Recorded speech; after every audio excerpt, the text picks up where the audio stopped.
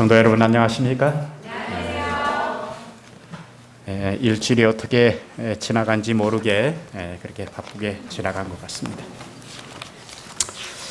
오늘 저는 마가복음 4장 26절로 29절에 있는 말씀을 함께 나누도록 하겠습니다. 또 가라사대 하나님의 나라는 사람이 씨를 땅에 뿌림과 같으니 저가 밤낮 자고 깨고 하는 중에 씨가 자라되 그 어떻게 된 것을 알지 못하느니라. 땅이 스스로 열매를 맺되 처음에는 싹이요 다음에는 이삭이요 그 다음에는 이삭의 충실한 곡식이라. 열매가 익으면 곧 낫을 대나니 이는 추수 때가 이르렀음이니라. 여러분, 어떤 모종 판매상에 가서 모종 판매하는 사람이 이것이 오이라고 얘기했어요. 근데 오이인 줄 알고 집에 와서 심어놨는데 오이가 아니고 참외가 달렸어요. 이걸 파는 사람조차 모종을 구분 못해서 일어난 일입니다. 여러분들 넝쿨 식물은 다 떡잎이 비슷하잖아요, 그죠? 그래서 그런데 충분히 일어날 수 있는 일이고 있을 수 있는 일입니다. 왜냐하면 모종이었기 때문에 그런 거예요. 근데 오늘 제가 말씀드리고 싶은 것은 여러분, 오이 씨를 심었는데 참외가 달렸다. 있을 수 있겠습니까? 그런 건 없습니다. 콩을 심었는데 팥이 나왔다. 있을 수가 없습니다. 옥수수 나달을 심었는데 슈퍼 갈대가 나왔다. 이거는 있을 수가 없습니다. 만약에 이런 일이 일어난다면 세상은 큰 혼란이 오게 될 것입니다. 이런 사실을 막기 위해서 하나님은 처음부터 씨 속에 유전 정보를 넣어 놓으셨습니다. 해당 씨에서 해당 열매의 곡물만 맺히도록 씨 속에 생명을 넣어 놓으셨습니다. 그래서 그 다른 게 나올 수가 없어요. 하나님께서 당신의 말씀으로 이 지구를 창조하신 것처럼 씨를 창조하셨다. 그분은 당신의 말씀으로서 그들이 자라나고 번식할 능력을 주셨다. 그분께서 땅에 풀과 씨 맺는 채소와 각기 종류대로 씨 가진 열매 맺는 과목을 내라 하심이 그대로 되었다. 그 말씀이 지금도 씨를 자라나게 한다. 푸른 싹을 내는 모든 씨는 말씀하시되 이루셨으며 명하심에 경고히 섰다고 하시는 그분의 기이한 말씀과 능력을 선포하고 있다. 자, 이게 제가 이 짧은 4개의 성경절이지만 너무 많은 것들이 여기 들어가 있어서 우리가 보통 씨 뿌리는 비유하면 그냥 길가에 떨어진 씨 이런데 이거는 씨 뿌리는 비유의 번외편입니다. 또 다른 교훈을 주기 위해서 써놓은 것인데 참 읽으면서 많은 그런 감동을 받았습니다. 여러분, 그 48분의 기적의 독서라는 저자 김병환 씨라는 분이 3년 동안 1만 권의 책을 읽었답니다. 그런데 그분 말로는 인생의 혁명이 일어났다. 그렇게 표현합니다. 쇼프트뱅크 손정희 회장은 지병으로 병원에 입원했을 때 3년 동안 병원에 입원해 있었는데 4,000권의 책을 읽었다. 교보문고 신용호 회장은 1,000일 동안에 3,000여 권의 책을 읽었다. 제가 이렇게 얘기하니까 여러분들 뭔 책을 그렇게 많이 읽어야 되나 이렇게 또 생각할지 모르는데 에디슨은 말입니다. 학교를 자퇴하고 나서 어떻게 됐는가 하면 도서관을 아예 삼켰다. 그렇게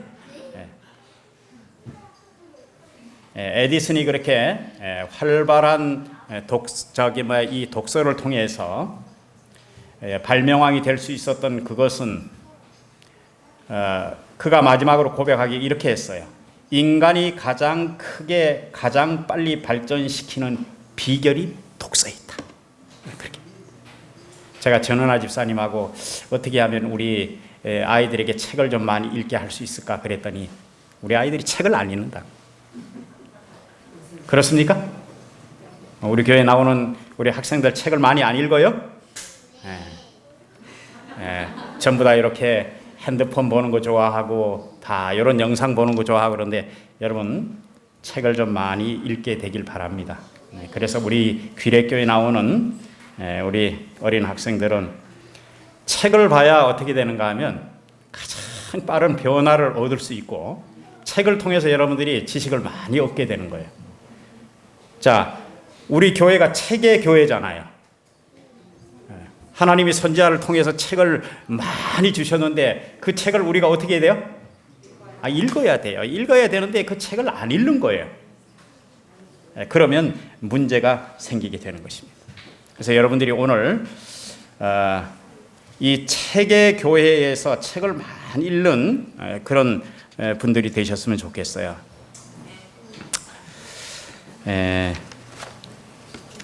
제가 올해 그 초보 농사꾼이 말이에요.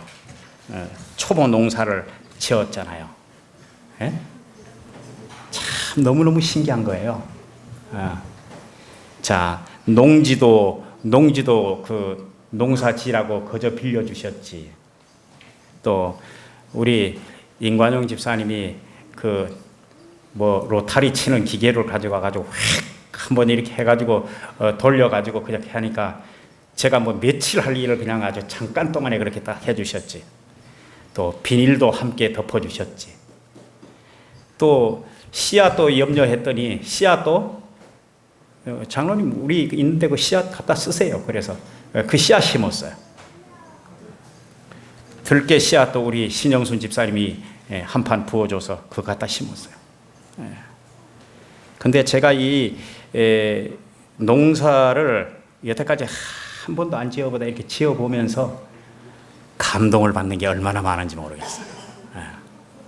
그래서 제게 이 말씀이 더 마음에 다가왔는지 모르겠습니다. 여러분 농사 짓는데 사람의 노력만으로 됩니까? 안 됩니까? 어제 그저께 막 태풍이 얼마나 불었는지 밤새도록 불어가지고 나무들을 다 흔들어 놨어요. 근데 지대가 높은 곳에 있을수록 참깨들이 다 넘어갔더라. 그리고 옥수수도 넘어가고. 그래서 내가 이게 지나가다가 너무 안타까운 마음이 들어서 아유 바람이 불어서 이게 다 넘어갔네요. 근데 그분이 그래요. 그 호미를 갖고 이렇게 옥수수를 밑에 흙을 이렇게 긁으면서 북을 이렇게 주면서 이렇게 일으켜 세워요. 제가 그걸 보면서 결실을 보기까지 자기 수고를 아끼지 않는 농부의 그 뒷모습이 참 아름다웠습니다. 주님이 그러지 않을까요? 우리가 넘어지면 우리를 일으켜 세우시려고 애를 쓰시고 또 북도 좀 두어주고 그렇게 해서 우리를 이렇게 세우기 위해서 애를 쓰시는 주님이지 않을까 그런 생각이 들었어요. 손주들이 온다 그래서 내가 이걸 뭘 가르칠까 그런 생각을 해봤어요. 그래서 제가 나름대로 종이에다가 메모를 해서 오면 어떤 질문을 하고 얘들에게 밭에 가서 어떻게 가르칠 것이다 하고 다 이렇게 적었어요. 근데 그대로 실행이 됐을까요? 안 됐을까요? 참, 예. 오는 타이밍이 안 맞는 거예요. 얘들이 내려오는 시간과 내가 또 얘들하고 만나야 될 시간이 안 맞는 거예요. 저는 지난 안식일 날 원주 중앙교회에서 거기 청소를 한다 그래서 의자하고 이런 걸 받는다 그래서 귀례교회 대표로 혼자만이라도 그래도 좀 가야 되겠다 싶어서 이제 거기를 갔거든요. 가가지고 아무리 제가 4시 돼서 갔는데 7시에 온다는 차가 7시 반이 돼도 안 오는 거예요. 이거 큰일 났다 이거. 그래서 이제 거기 장로님 한 4분이 오신 분들에게 제가 부득이하게 더 기다리면 안 될 것 같아서 내려가야 되겠습니다. 그렇게 인사를 하고 내려왔어요. 내려와가지고 손주들이 있을 줄 알고 내려왔더니 손주들은 어디 갔는가 하면 밥 먹으러 갔어요. 못 만났잖아요. 그 다음 날은 또 일요일인데 제가 공부하러 가가지고 바쁘고 그렇게 해서 못 만나고 그날 밤 늦게 저녁에 드디어 만난 거예요. 밭에도 못 가보고 얘들 꼭 데리고 내가 밭에 가려고 그랬는데 그래서 여러 가지 그 질문들을 하고 아이들인데 영적인 것을 가르치려고 이제 그렇게 준비를 했는데 다 안 됐어요. 그래서 손주에게 그런 얘기를 했어요. 제가 다른 건 다 제껴놓고 한 가지만 너에게 얘기하는데 할아버지가 너를 오늘 꼭 내가 밭에 데리고 와서 이 밭에서 일어나는 이 일에 대해서 너희한테 실물 교훈으로 내가 꼭 너에게 해주고 싶은 이야기가 있었는데 그걸 못 해줘서 참 안타깝다. 그런데 밭에는 안 갔지만은 네가 상상을 해라. 그래서 내가 한 가지만 너희한테 얘기하겠다. 바람이 불어져서 깨가 이렇게 서 있다가 불어졌는데 그 깨가 어떻게 됐을까? 네 한번 상상을 해봐라. 할아버지 뭐 죽었어요? 옆으로 자라났어요? 뭐 이렇게 묻더라. 근데 내가 그런 얘기를 했어요. 얘야, 그 깨가 말이다. 옆으로 눕혀져가지고 부러져가지고 옆으로 누워있는데 완전히 부러지지 않아가지고 그래도 생명이 있더라. 근데 이게 넘어지면 옆으로 돼 있어야 되는데 이게 잎이 전부 다 하늘로 이렇게 다 이렇게 똑바로 이렇게 서 있더라. 차나 너는 인생을 살다가 혹시 네가 넘어진다 할지라도 하늘을 보고 일어서는 사람이 되라. 그랬더니 얘가 할아버지 그거 되게 감동이네요. 그래서 제가 그냥 그 한 가지 교훈으로 그냥 그쳤습니다. 여러분 이 어린이들을 우리가 요즘에 이 교사들이 어린이들을 뭘 가르쳐야 되는데 다 이렇게 들어보면 뭘 가르칠 게 없다는 거예요. 그래서 왜 이렇게 가르칠 것이 없을까 생각을 해봤더니 우리가 가장 기본적인 것들을 너무 이해를 못하고 있는 것이 아닌가 하는 생각이 들어서 여러분 이렇게 말씀을 하게 되는 것입니다. 하나님의 나라는 농사꾼이 그의 밭에 뿌려놓은 씨와 같아. 여러분 농사 지을 때 남의 밭에 가 막 이렇게 하지 않잖아요. 누구 밭에 가야 돼요? 자기 밭에 가야잖아요. 그러니까 이거는 뭔가 하면 개인적인 영혼의 농원을 가지고 있어야 된다는 걸 시사하잖아요. 그렇죠? 남의 밭에 가지고 일부러 농사 지을 사람은 없잖아요. 자, 씨는 농사꾼이 가꾸지 않아도 자고 깨고 하는 동안에 저절로 싹이 돋아서 자란다. 이 결론적인 거는 누가 이걸 자라게 하신다는 거예요? 하나님이 자라게 하신다. 그리고 그 씨를 자라게 하기 때문에 처음에는 싹이 나고 그 다음에는 이삭이 나고 그 다음에는 이삭에 나달이 맺힌다. 이걸 교육하는 거예요. 다 모든 것에는 뭐가 있다고요? 단계가 있대. 단계가. 그 다음에 농사꾼이 낫을 가지고 익은 곡식을 거두어들인다. 결국은 이것은 주님이 말씀하신 제일 마지막에는 반드시 뭐가 있다고요? 결실에 거두어들이는 추수하는 게 있다. 그러니 너희들 인생을 살 때도 어떻게 살아라? 마지막에 하나님이 심판하신 것이 있다. 이것을 씨 뿌리는 비유에서 아주 짧게 간략하게 설명해 주고 있는 것입니다. 그러면서 예수님께서 이렇게 얘기했어요. 제자들에게 기도의 법을 가르치시면서 오늘날 우리에게 양식을 주옵시며 그렇게 기도하라 그랬어요. 그런데 제자들이 이 말씀이 마음에 와 닿습니까? 예수님이 꽃을 가리키면서 이렇게 들풀도 하나님께서 입히시거든 하물며 너희일까 보냐. 그리스도께서 이 기도를 응답해 주시고 그의 보증을 유효하게 해 주시기 위하여 끊임없이 역사하신다. 한 보이지 않는 능력이 사랑의 종으로서 사람들을 먹이고 입히기 위해서 끊임없이 역사하신다. 여러분, 제자들에게 기도를 가르친 그 주님께서 그 기도에 가르친 대로 되어지도록 역사하기 위해서 애를 쓰시는 주님의 모습을 보게 되는 것입니다.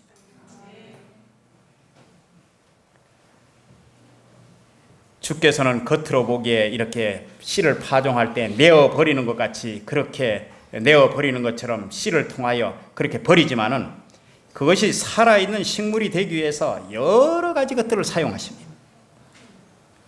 충실한 알곡이 되기 위해서 모든 것을 적당한 분량대로 공급을 하십니다. 그렇습니까? 하나님께서 그렇게 하십니까? 쉬운 번역이 이렇게 얘기했어요. 이거는 시편에 있는 말씀인데요. 시편 65편 9절에 이렇게 말씀하십니다. 주께서는 늘 이 땅을 돌보시어 비를 내려주시고 땅이 기름지게 하십니다. 시내마다 물이 가득 차게 하시고 토지마다 곡식 탐스럽게 열리게 하십니다. 밭고랑마다 흡족한 비를 내리시어 흙덩이를 촉촉히 적셔줍니다. 소나기를 내리셔서 흙을 부드럽게 하시고 어린 싹이 무럭무럭 자라나게 하십니다. 하여 어지신 주님의 손길 닿는 곳마다 풍성한 가을 거지할 생각에 마음이 부풀고 주님의 발길 닿는 곳마다 기름져 푸릅니다. 어느 들판이 저다지도 기름질까요? 어느 초원이 저다지도 지푸를까요? 언덕마다 기뻐 지르는 소리가 끊이지 않습니다. 들판에는 양떼로 뒤덮여 있고 골짜기에는 곡식이 덮여 있으니 즐거움에 넘쳐 외치는 기쁨에 겨운 노랫소리가 울려 퍼집니다. 자, 주님은 빛뿐만 아니라 밭을 기름지게 하시고 촉촉히 적셔 주실 뿐만 아니라 기쁨으로 주님이 그 농원을 어루만지는 모습을 보여주지 않습니까? 자, 여러분, 자꾸 졸리우시는 분이 많은데 제가 퀴즈를 하나 낼게요. 자, 여러분, 땅에 왜 심지도 않은데 잡초가 날까요? 이상하지 않아요? 왜 잡초가 날까요? 예? 씨가 뿌려져서요. 대부분의 사람들이 그렇게 얘기해요. 홀씨가 날아와서 자랐을 것이다. 그렇게 얘기하잖아요. 자, 여러분, 홀씨가 없는 식물은 어떻게 거기에 자라날까요? 이상하잖아요. 제가 창세기 3장 18절에서 답을 찾았습니다. 아담이 범죄하고 난 후에 하나님께서 아담에게 이렇게 말씀하십니다. 땅이 내게 가시덤불과 엉겅퀴를 낼 것이라. 땅이 하나님의 명령을 지금 수행하고 있는 중입니다. 예? 아담이 범죄 후에 내려진 이 명령은 오늘까지 지켜지고 있습니다. 사람이 갖다 뿌리지 않아도 땅이 그렇게 낼 것이라 그렇게 얘기했어요. 여러분, 잡초가 나는 이유가 왜 그렇죠? 예? 이게 잡초가 나게 되면 사람한테 세 가지 유익이 있어요. 자, 하나님 편에서는 어떤 적이 있는가 하면 사람이 죄를 짓지 않도록 만들어지게 합니다. 일을 해야 되니까. 그래서 노동을 선물로 하나님이 주십니다. 그 다음에 여러분들 이 김을 매면서 어떤 생각을 가지세요? 풀만 단순하게 뽑습니까? 아니면 어떤 생각을 가지세요? 그렇죠. 내 영혼의 밭도 관리해야 되겠다. 이런 생각을 갖지 않습니까? 이건 개인적인 느낌을 그렇게 받습니다. 또 결과물이 있을 때 어떻게 돼요? 함께 나누는 기쁨이 있잖아요. 그래서 하나님께서 이렇게 여러 가지 일들로 우리를 기쁘게 하십니다. 자, 씨 뿌리는 일은 발아하여 식물이 자라나는 일로서 가정과 학교에서 귀중한 교훈과 가르침을 배울 수 있다. 어린이들과 젊은이들에게 천년계의 사물을 하나님의 능력의 역사를 배우게 하라. 그리하면 그들은 믿음의 눈으로 눈에 보이지 않는 축복들을 이해하게 될 것이다. 당신의 대가족들의 필요를 채워주시는 놀라운 역사를 이해하고 우리가 어떻게 그분과 협력해야 할지를 이해하게 될 때 그들은 하나님에 대한 더욱 확실한 믿음을 갖게 되고 그들의 매일 생애 속에서 역사하시는 그분의 능력을 더 잘 깨닫게 될 것이다. 이거 어떻게 해볼만 합니까? 해볼만 해요. 하나님의 지배 아래에 있는 천연계, 물질계는 다 하나님의 지배 아래에 있습니다. 만물은 자연 법칙에 순종하고 있습니다. 만물은 다 같이 창조주의 뜻을 말하고 있고 그 뜻을 따르고 있습니다. 여러분, 구름과 햇빛, 비와 이슬, 바람과 폭풍우, 이게 다 하나님의 감독 아래에 있으며 그의 명령에 절대적으로 복종한다. 처음에는 싹이요 나중에는 이삭이요 그 후에 충실한 곡식이라. 충실한 곡식이 되는 것은 하나님의 법칙에 순종하기 때문이다. 주께서 이것들을 때에 따라서 발육시키는 것은 그것들이 주의 역사에 반항하지 않기 때문이다. 얼마나 참 아주 귀하죠? 그런데 아이러니하게도 하나님의 형상대로 지음을 받고 이성과 말하는 재능을 받은 인간들이 하나님의 선물에 대해서 감사하지 않고 그분의 뜻에 순종하지 않아도 된단 말인가? 이성을 가진 인간만이 이 세상을 이렇게 어지럽혀도 된단 말인가? 선지자는 그렇게 우리에게 되묻고 있어요. 자, 하나님과 우리가 함께 일합니다. 그죠? 농사 지을 때 함께 일하죠? 사람이 해야 될 일은 무슨 일이에요? 씨 뿌리는 일이잖아요. 씨 뿌리는 일. 그래서 사람의 생명을 유지시켜주는 모든 일에는 하나님과 사람 사이의 협력이 필요하다. 그러니까 사람이 해야 될 부분이 있고 하나님이 도우셔야 될 부분이 있어요. 그런데 사람이 저희 손으로 뿌리지 않으면 아무것도 수확할 수 없다. 맞습니까? 제가 밭은 받았지만 거기에 씨도 안 뿌리고 가만히 놔두면 여러분들 뭐 수확이 있겠어요? 감자 한 뭐 열 몇 개 정도, 내가 만약에 아무것도 안 뿌렸다면 작년에 그분이 농사 짓던 분이 뿌려난 구석에 보니까 감자가 싹이 3개가 올라왔어요. 그래서 제가 캐보니까 감자가 14개 나오더라고요. 그런 정도는 얻을 수 있을지 몰라도 내가 아무 수고도 안 하고 그러면 아무것도 얻을 게 없습니다. 사람이 씨를 뿌려도 햇빛과 우로와 구름을 주신 하나님의 역사가 없다면 곡식은 자라지 못할 것이다. 그렇지 않습니까? 이거를 어린 모를 심어놨는데 해가 쨍쨍 나요. 그럼 제 마음이 어떻게 되는가? 이거 오늘 다 죽었겠구나. 이거 큰일 났다. 이거 다 죽었다. 그런 마음이 드는데 구름이 싹 와서 이걸 가리는 거예요. 여러분, 구름 기둥과 불 기둥 생각나시잖아요. 하나님이 이 구름 기둥으로 막아주지 않으시면 그거 다 타 죽었을걸요? 몇 개는 그렇게 말라 죽었지만 다는 아니더라고요. 제가 보니까. 이것은 모든 사업의 경영과 모든 학문과 과학 분야에도 마찬가지며 영적 사물과 품성 형성과 모든 그리스도인 사업에 있어서도 그러하다. 연관이 안 되는 게 없어요. 이게 대단한 학문이잖아요. 구원의 과학이라고 할 수 있어요. 아주 대단한 학문이에요. 우리가 농사를 안 짓고 사업을 하든 학문을 연구하든 과학 분야에 있든 어떤 것이라도 영적 사물과 우리의 품성 형성과 모든 그리스도인 사업에 이것이 다 연관되어 있다. 이거 얼마나 중요한지 모르겠어요.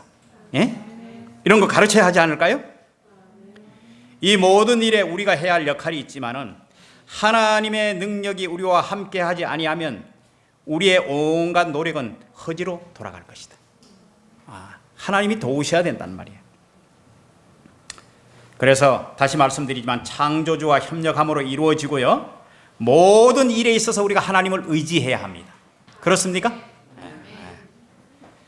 우리 사람들은 사람을 너무 많이 신뢰해요. 사람의 꾀를 신뢰합니다. 하나님이 주시려는 능력에 대해서는 너무 작게 신뢰해요.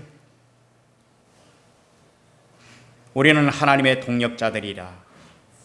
사람이 하는 역할은 말할 수 없이 미약하지만 그가 그리스도의 신성과 연결된다면 그는 그리스도께서 주시는 능력을 통하여 모든 것을 할 수 있다. 여러분, 우리가 씨 뿌리는 것 전부 다 하는 것처럼 그렇게 생각이 되지만 그렇지 않습니다. 우리는 지극히 작은 일부분만 수행하는 거예요. 나머지는 다 하나님의 능력으로 되는 것입니다. 그리고 우리가 하나님의 능력을 우리가 매일같이 그렇게 붙들어야 하는 것입니다. 어린이들 교육에 이렇게 성장 과정에 이것이 큰 실물 교훈이 되었다, 그렇게 얘기하고 있어요. 그 시에 생명소를 넣으셨다. 성장을 주관하는 법칙을 제정하셨다. 자신의 생애 속에서 예수님은 그것을 보여주셨습니다.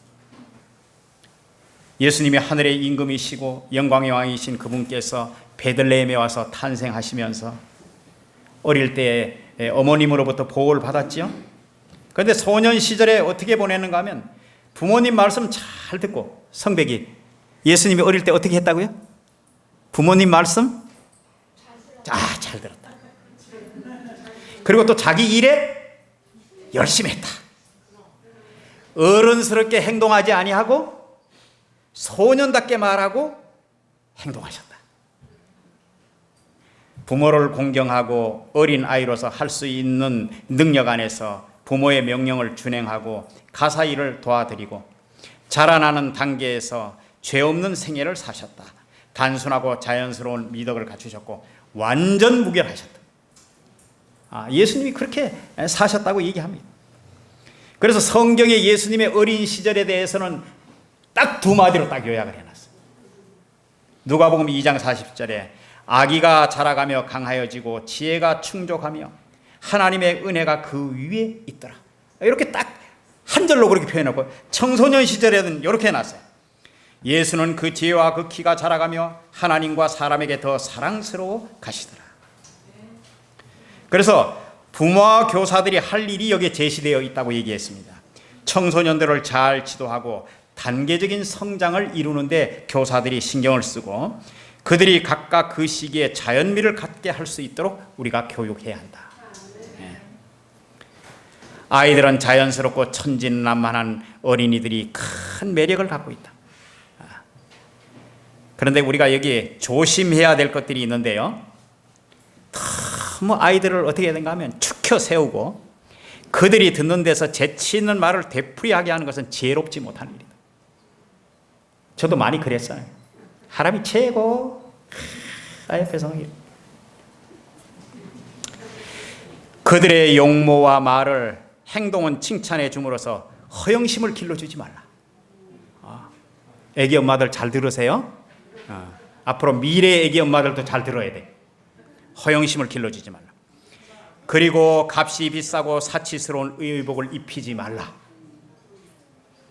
그 다음에 그렇게 하면 그의 마음속에 교만심이 조장되고 그들의 동무들의 마음에는 질투심이 생기게 된다. 괜히 미움받게 만들어요. 그렇게 하지 말라 그랬어요. 어린이는 어린이다운 단순성으로 교육받아야 한다. 나이에 맞는 작은 일을 하게 하여 부모를 돕게 하고 그들의 나이에 맞는 오락과 경험에 만족할 수 있도록 지도해야 한다. 유년의 시기는 싹이 나는 시기이다. 특유의 미가 있다. 그래서 어린아이들을 빨리 조숙해지도록 강요하지 말고 저희의 유년 시절이 싱싱함과 미덕이 될 수 있는 대로 오래 보유할 수 있도록 해야 한다. 어린이들도 그리스도인으로서 그들의 연령에 맞는 경험을 가질 수 있다. 이것이 하나님께서 그들에게 바라시는 전부이다. 그래서 우리가 너무 아이들한테 큰 거 요구할 필요가 없어요. 하나님께서 그것이 전부라고 그렇게 그 아이들에게 얘기하는 것입니다. 그리고 실제적으로 보니까 예수님께서는 많은 영적인 교훈들을 우리에게 주셨습니다. 자, 여러분, 수확되는 곡식에 따라서 무엇을 심느냐를 증명해 주죠?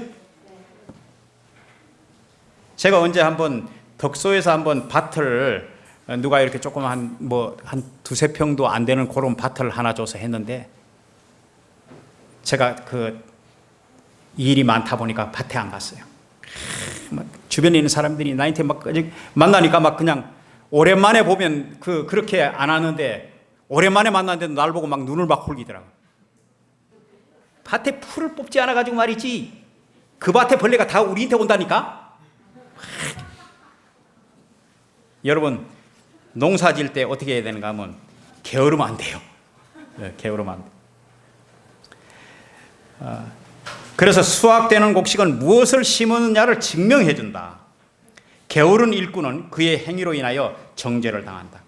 수학은 게으른 자에 대해서 불리한 증거를 제시한다. 이것이 영적인 면에서도 그러하다.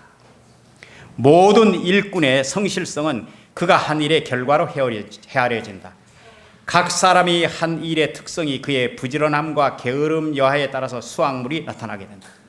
각 사람의 영원한 운명도 이와 같은 식으로 결정된다. 사람의 생애에서도 마찬가지다. 모든 뿌려진 씨는 그 종류대로 수확을 낸다. 우리는 긍휼과 동정과 사랑의 씨를 심어야 된다. 이는 우리가 심은 것을 거두게 될 것이기 때문이다. 이기심과 자애와 자기를 스스로 사랑하는 것과 자존심과 모든 자방종적인 행실은 그 특성에 해당되는 수확을 거두게 될 것이다.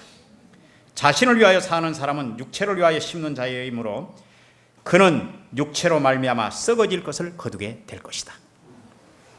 그래서 여러분들 갈라디아 6장 7절과 8절에 있는 말씀을 혹시 한번 좀 띄워주시겠습니까?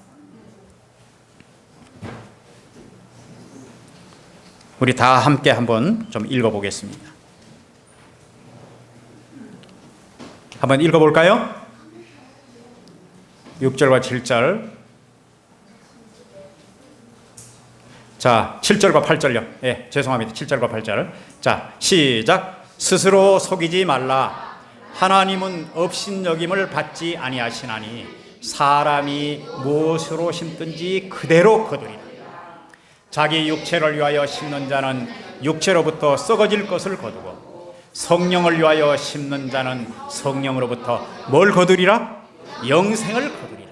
영생을 거두리라. 그래서 우리가 어떤 것을 심느냐에 따라서 우리 결과는 이렇게 명백하게 달라져. 구약에 여러분들 이 말을 가장 무시했던 한 왕이 있었잖아요. 바로 왕이요. 그렇게 찾아가서 간곡히 얘기하고 그래도 잘 보내줘요, 안 보내줘요? 안 보내줘요. 끝까지 안 보내줘요. 그러다가 누구까지 죽었어요? 아들까지도 다 죽었네. 백성들의 또 자녀들, 장자들도 다 죽었네. 그래도 안 보내줘. 보내주긴 보내줬지만 나중에 어떻게 해요? 예? 쫓아갔잖아요. 아주 그냥 단칼에 아주 다 죽이겠다 쫓아갔잖아요. 자, 얼마나 하나님께서 그렇게 백성들을 보호하기 위해서 그렇게 애를 썼는데 이 사람은 마음이 계속 강팍해지는 거예요. 결국 어떻게 됐어요? 물속에 어떻게 됐어요? 수장됐잖아요. 수장됐잖아요. 그래서 우리가 사람이 무엇으로 심든지 그대로 거두리라. 이것은 진리를 여실히 드러내주는 아주 무서운 신뢰다. 그렇게 했어요. 여러분, 그래서 우리가 이 씨 뿌리는 비유에서 우리가 그것이 어떤 씨를 뿌리고 어떻게 뿌려졌느냐에 따라서 그것이 결과물이 다 드러나게 되어 있습니다. 여기 이렇게 말씀하고 있습니다. 모든 행동과 모든 말은 열매를 맺는 씨가 된다. 모든 친절한 행동과 순종과 극기는 다른 사람에게 재생산되고 그들을 통해서 또 다른 사람에게 뿌려진다. 이와 같은 질투와 증오와 불화 따위는 행동도 쓴 뿌리를 나게 하는 씨가 되어서 그로 말미암아 많은 사람이 더럽힘을 받게 된다. 그리고 또 그 많은 사람들이 얼마나 또 많은 사람들에게 해독을 끼칠지 모른다. 그리하여 선악간에 씨를 뿌리는 일은 그 영향이 현세와 내세까지 미치게 된다. 그러니까 이 씨 뿌리는 비유를 통해서 우리가 어떤 씨를 심느냐에 따라서 매우 그 결과는 달라지게 되어 있는 것입니다. 우리 학생들 어떻게 좋은 씨를 좀 뿌리면 좋겠죠? 그리고 물가에다 뿌리라. 물가에 가서 씨를 뿌리라는 말은 뭔가 하면 하나님의 선물을 항상 나누어 준다는 말이다. 여러분, 물가에다 씨를 뿌리라 그랬잖아요. 그건 하나님의 씨를 항상 나누어 준다는 말이다. 이 말은 하나님의 사업이나 인간의 요구가 우리에게 도움이 필요할 때 기꺼이 도와줘야 된다는 것을 의미한다. 많이 심은 자는 많이 거둔다. 이 말은 뭐예요? 나누어 주는 것을 신실하게 하면 하나님께서 그 나누어 줌으로 그들이 축복이 증가되도록 그렇게 하신다. 그래서 말씀에 약속이 있습니까? 뭐라고요? 주라. 그러하면 너희에게 줄 것이니 곧 후이되어 누르고 흔들어 넘치도록 하여 너희에게 안겨주리라. 누가복음 6장 38절에 그렇게 말씀했습니다. 그런데 세상 사람들은 어때요? 예?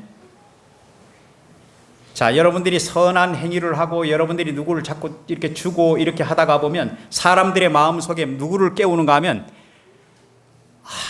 이런 사람이 다 있다니 감사한 마음이 그의 마음속에 일어나게 해서 하나님을 발견하게 한다는 것입니다. 이게 얼마나 중요한 일인지 모르겠어요.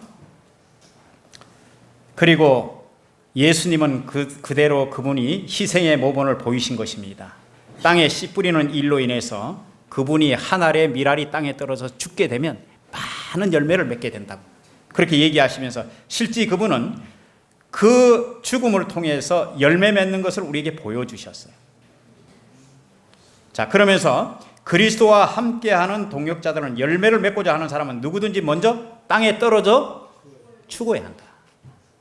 먼저 죽어야 한다.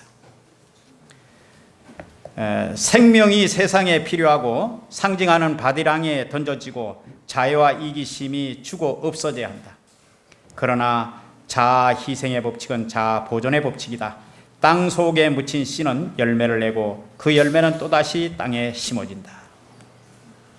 하나님께서 이렇게 보존될 생명은 하나님과 사람들 사이에 위대한 봉사를 통해서 아낌없이 바쳐진 생명이다. 이 세상에서 그리스도를 위해서 자신의 생명을 희생하는 사람은 생명을 영원히 보존하게 될 것이다. 그리고 생명이 죽게 되는 그것을 보면서 예수님의 죽음을 생각하고 생명이 살아나오게 된 걸 가지고 부활의 이치를 깨닫게 되고, 그래서 이런 것들을 아이들에게 가르치고 하라는 것입니다. 그리고 심지어 아이들에게 직접 밭에 가서 씨를 뿌려보게 하라. 그래서 제가 이런 교육 장소를 좀 한번 만들어 봐야 되겠다는 생각이 좀 들어서. 그래서 좋은 씨와 나쁜 씨의 마음의 밭에 대한 설명도 하고, 씨를 뿌릴 때 그리스도의 공과를 가르쳐주고, 그리스도의 부활을 가르쳐주고, 이러한 위대한 진리를 무엇을 가지고 설명할 수 있겠어요? 씨 뿌리는 비유를 가지고 이렇게 할 수 있습니다. 그래서 사람의 마음속에 행해지는 영적 사업도 그러하다. 땅을 경작해서 수확을 얻고자 하는 자들은 마음속에 하나님의 말씀을 가지고 나가야 한다. 그래서 우리가 끊임없이 하나님의 말씀을 가지고 이렇게 깨우기 위해서 애를 쓰는 이 농부의 마음은 말이에요, 제가 보니까 멈출 수 없는 마음이에요. 물을 주다가 물이 좀 똑 떨어졌어요. 그러면 야, 니네들 그 목마르지만 내가 갔다가 시원하면 올게, 그런 마음이 있나요? 물 주다 보니까 그게 다 죽겠어. 아주 너무 마음이 애틋해. 그래가지고 멈출 수 없는 마음, 애타는 마음을 갖게 해요. 그래서 우리 최관현 장로님 시간이 얼마나 흘렀는지도 모르게 그렇게 일하시잖아요. 예? 제가 많이 할 때는 저녁에 밤 9시까지 밭에 있어 봤어요. 그런데 겁없이 아무것도 뒤집어 쓰지 않고 그 밭고랑에 그렇게 다니다가, 여러분, 그 깔때기가 2방을 쐈는데 저는 그것도 감사했어요. 왜냐한가 하면 하나님께서 내 살이 많이 빠지다 보니까 얼굴에 주름살이 많이 생겨서 깔때기를 통해서 보톡스를 맞게 하시대요. 한 주일 동안 좀 그렇게 이렇게 살이 좀 부어 있었어요. 여러분, 또 그 쇠뜨기 풀에 대해서 너무 감사합니다. 저희 밭에는 다른 풀은 없고 쇠뜨기만 나요. 근데 이 쇠뜨기가 얼마나 큰지, 가로 이렇게 지름을 보니까 한 70cm 정도 돼요, 자라는 게. 그래서 제가 그거를 하나 뽑으면 한 1m 가까이가 밭이 맺어지는 거예요. 이게 너무 감사하잖아요. 우리 김영자 집사님은 바댕이 풀 때문에 그렇게 애먹었다 그러는데, 바댕이 풀은 참 안 뽑아지는 거잖아요. 바댕이 풀이 내 밭에 났으면 어떻게 할 뻔했어요. 그런데 쇠뜨기 풀이 그냥 잘 뽑혀지더라. 감사하죠. 그래서 저는 일단 밭이 궁금합니다. 그래서 이제 운동 코스도 어떻게 됐는가 하면 밭을 지나가는 운동을 해요. 아침에도 보고 점심때도 보고 저녁에도 보고. 왜 그럴까요? 관심. 얼마나 자랐을까? 얼마나 열매가 맺힐까? 근데 하나님께서 어떻게 해요? 심는 것은 내가 심어라, 달리는 것은 내가 달리게 해줄게. 그대로 됩니까? 내가 우리 교회 한번 옥수수 한번 내겠습니다. 키가 2m 이상 자랐는데 얼마나 실하게 달렸는지. 초보 농사꾼 치고 너무 농사가 잘 됐어. 작년에 그 농사 짓는 사람이 거름을 거기에 한 80% 가까이 부었거든요.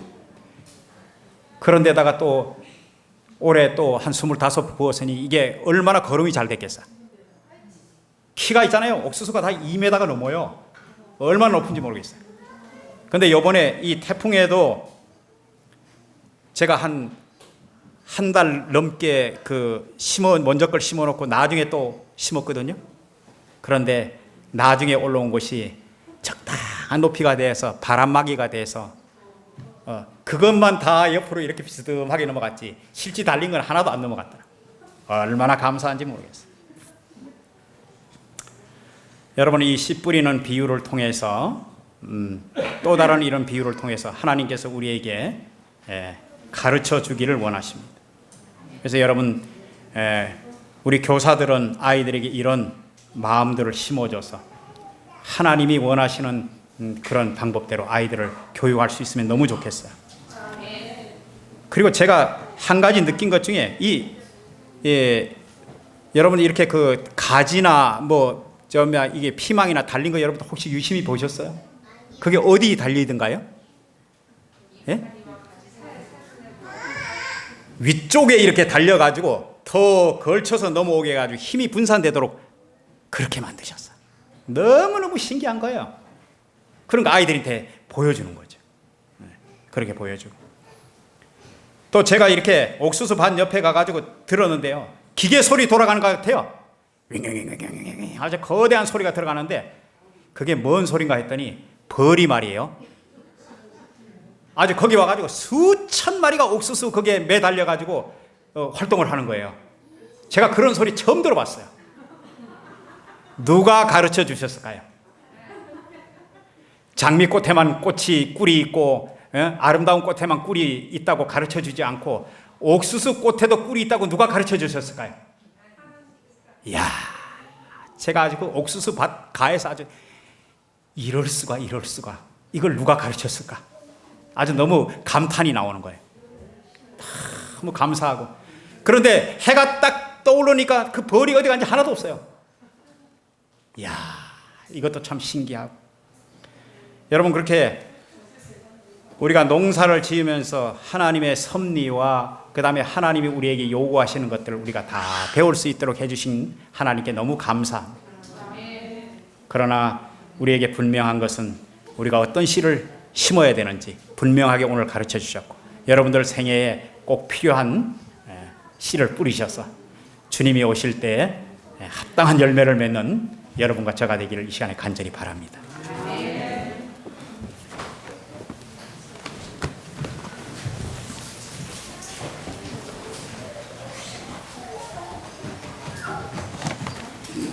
감사합니다. 다 함께 일어나셔서 찬미 502장 찬미 부르시겠습니다.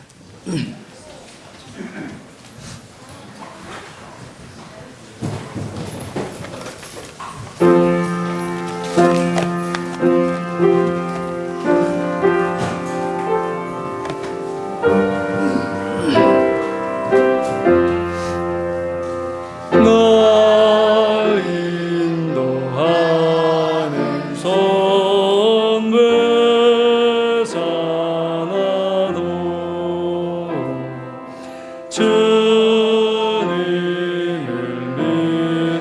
주소서. 따라가네. 내 마음이 편하며 두려움이 없도다. 주 뜻을 행함이 내 원일세.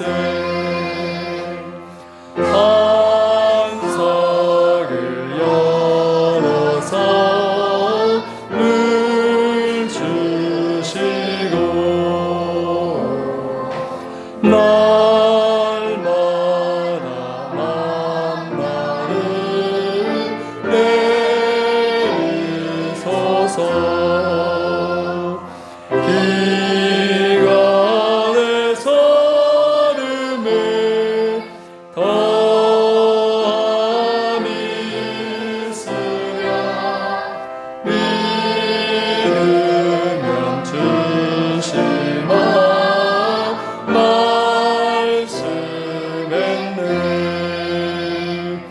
나라의 승량은 당할 때면 마시기 두려워 부르신네. 큰 가지 되신 주 날 도와주실 때 내 잔에 쓴 맛은 사라지네. 주와 함께 도는 길 원히 오니 붙들어 주심을 비옵니다. 늘 곁에 계시어 능력을 주시고 주 위해 살도록 도우소서. 우리 하나님의 위대하신 사랑과 예수 그리스도의 은혜와 성령님의 교통하심이 이제로부터 영원까지 우리 규례교회의 모든 교우님들 각자의 마음속에 함께해 주시기를 예수님 이름으로 축원합니다. 아멘.